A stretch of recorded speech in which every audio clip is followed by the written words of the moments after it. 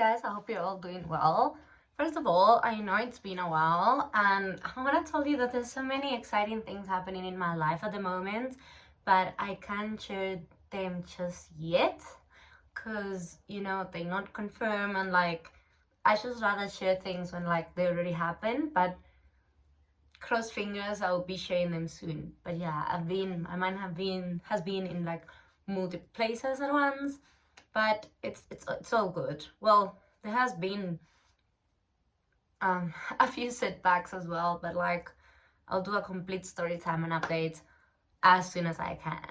But anyways, today I want to talk about 10 psychological biases that affect everyone in our everyday decisions. And sometimes when we make decisions, we think we are making it ourselves, from our own free will, but at the end of the day we may be victims, or most of the time we are victims of these biases. The first one I want to talk about is the Dunning-Kruger effect, which I've spoken before in my channel about. Is when people that don't know what they don't know, people that just know a little bit of a field, just beginner level, they may underestimate the field and they may overestimate their own capacity. So people that barely know anything about a certain topic or something, they are very confident and they easy to think, no, I know everything, I'll score 100% on this test, it's super easy, I know it all. But people that actually know a lot about that field know that there's a lot of more things, there's a lot of more complications, and it happens the opposite. They underestimate what they can do because they know that there's a lot that they don't know. Even if they know a lot, there's also a lot that they don't know, and they're conscious that it's just not that simple. So even though they may be experts, they still underestimate their abilities, and they're like, well, I don't know how much I'm gonna score in this test because this is an actual complicated field. So that's why most of the times people say if you are very smart, you know a lot, you tend to think you don't. But if you're stupid, you are overly confident and think you are a know-it-all. The second bias I want to talk about is the anchor effect. And this, I was thinking, and it does happen every day. Let's say you're shopping for a car and the first car you see is $30,000. From there on, you may compare every single price and every single car that you see to that first car that you saw, to the $30,000 ones. And you may not necessarily compare the quality of the car, and you may not necessarily compare the prices with the car itself, but you may compare all of those prices and decide if they are cheap or they are expensive based off the initial price that you saw, which was that 30,000. You compare it to that price. You don't look at the qualities of the car or anything else about the individual car. You just anchor it back to the first price that you saw. Same thing as if, for example, you see a shirt and it's $70 and you're like, this is way too expensive. But if you see the same shirt and you see what it was $120 and now it's $70, you anchor those prices and you're like, hey, I'm getting a great deal. And sadly, a lot of people use this to get other people's money in sales. That shirt may have been 70 all along, but they should say that it was whatever price, 120, to get more money. The third bias is the confirmation bias, which is pretty much that we look for articles, people, news, and things that agree with our beliefs. We see this, for example, in religion. Somebody that's Muslim may refer to all the articles and all the Muslim sacred books and stuff and everything because it agrees with their perspective. And same with Christians, and they could have a debate the whole day and it's probably not gonna change any of the people's minds because they will always reference things that agree with their point of view. For example, if somebody really, really, really likes bananas and somebody's eating a lot of them is not healthy, the person is not gonna Google is eating bananas not healthy? No, that person is gonna Google why eating a lot of bananas is healthy. Like, you actively look for things that are in agreement with your theory and your thoughts and what you believe, rather than looking for theories that go against it. Another one that while I was researching this, I realized that I'm probably victim of this a lot, is the hindsight bias. It's like when something happens and you look there and you're like, oh, I knew it all along, you know? Like, let's say in a relationship setting, you with someone and they end up doing you dirty, you're gonna be like, oh, I knew I shouldn't have been into that relationship because, like, I knew they were gonna do that. And this happens because obviously when things happen to you already, you look back and you look for things and for cues that confirm like what happened. Let's say if that person did you dirty, you go and you look back on the red flags and you look back on everything that they did that may suggest that they were gonna do you wrong in the future, and you're like, oh, everything connects, I knew they were gonna do this, but you didn't know it. The reality of the situation is that you didn't know shit. I'm sorry, you're blinded. You only, like, there's someone that said once, don't quote me on this, but like I heard this quote from someone that's like, life only makes sense backwards. Maybe now it makes sense. Maybe now that you're looking back, everything, you know, it's falling into pieces. But while life was happening, you didn't know it was gonna happen. You didn't see these things, and if you saw them, you decided to ignore them. So no, you didn't know it all along necessarily. Or same thing as when you pass an exam or you fail an exam, and you're like, I knew it was gonna happen because of this and this and this. Chances are, no, you didn't. It only makes sense backwards now because you're able to analyze what's going on and, you know, what actually happened. The other one is like the halo effect, or how people call it pre-privilege. Is like when you see somebody that's good looking or somebody that you find attractive personally, your first instinct is to think they're also smart and kind and good people, even if you have no evidence. Like, that person may be very attractive, but then maybe the most horrible person known to man, and you still, before you even speak to them, will assume that they are kind and they're smart and they just like have it all just because you find them attractive, which is funny how that works. But yeah, that's another bias that's like insane to me, because how would you assume subconsciously, because you don't stop to think about it, but like your subconscious just assumes that because you find them attractive, they are like a good person and they're smart and they just like the best thing ever. Another one is the fundamental attribution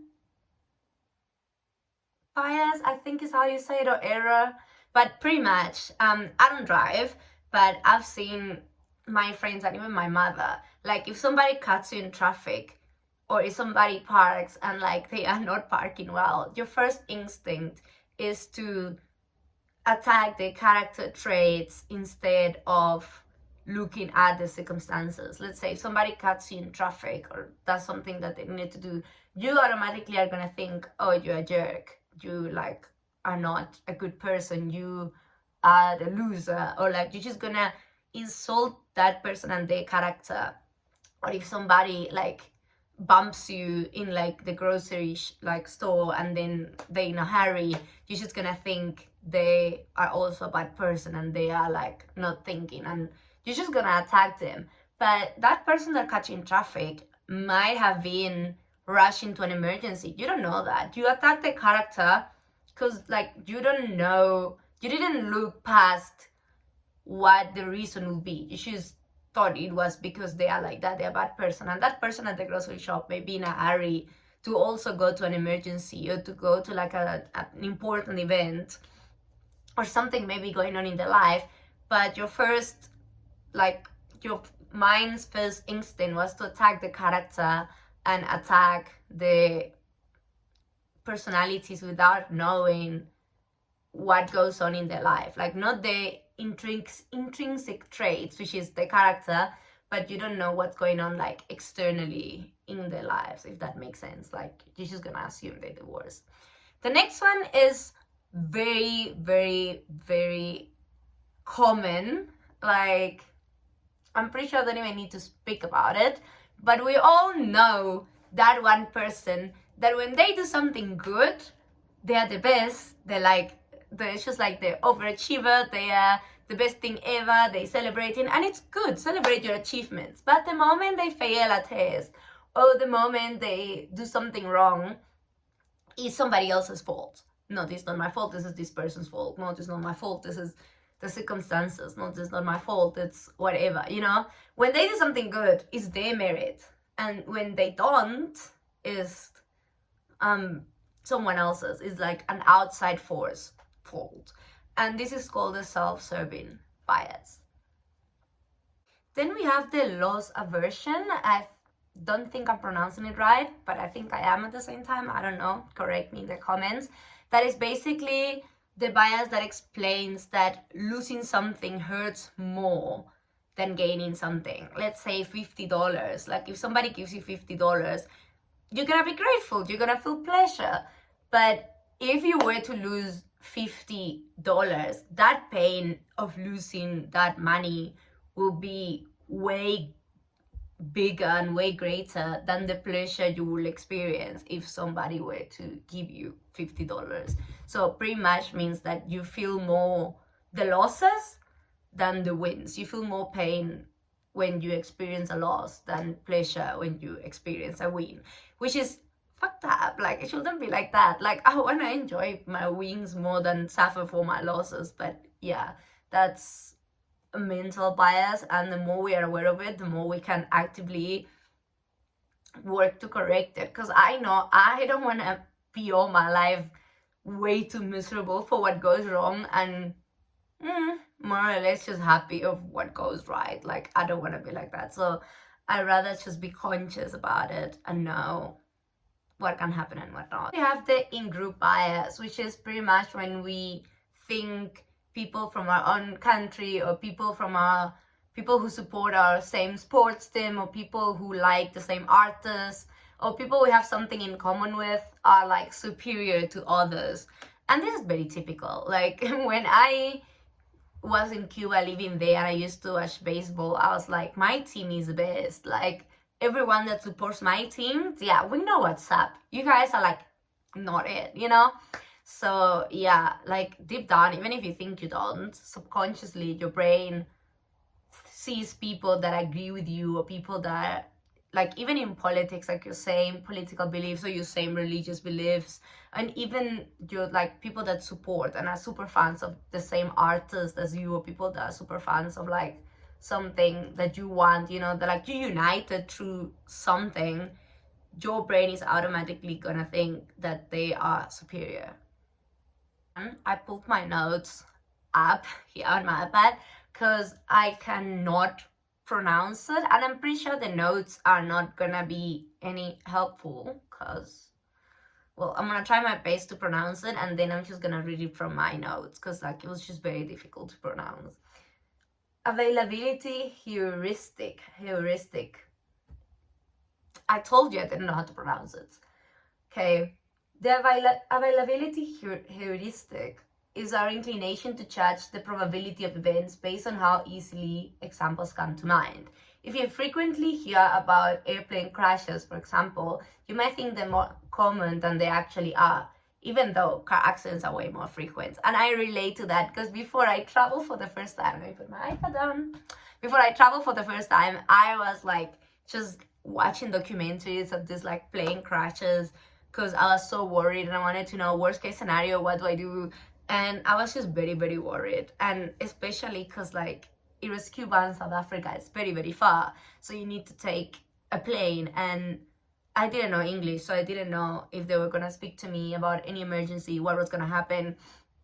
So yeah, I got pretty much convinced that every single plane will crash. I don't know, but like I've grown out of it, thank God. It's not a fear that I have anymore. But yeah, if you watch a lot of true crime, for example, that's something that I'm doing now, you are gonna be slightly more paranoid, and I need to work on that. Which it's good to be aware of things that can happen, but it's not good to be like over paranoid, because that's just not a life that you want to live. Like, you're not gonna be in peace, pretty much.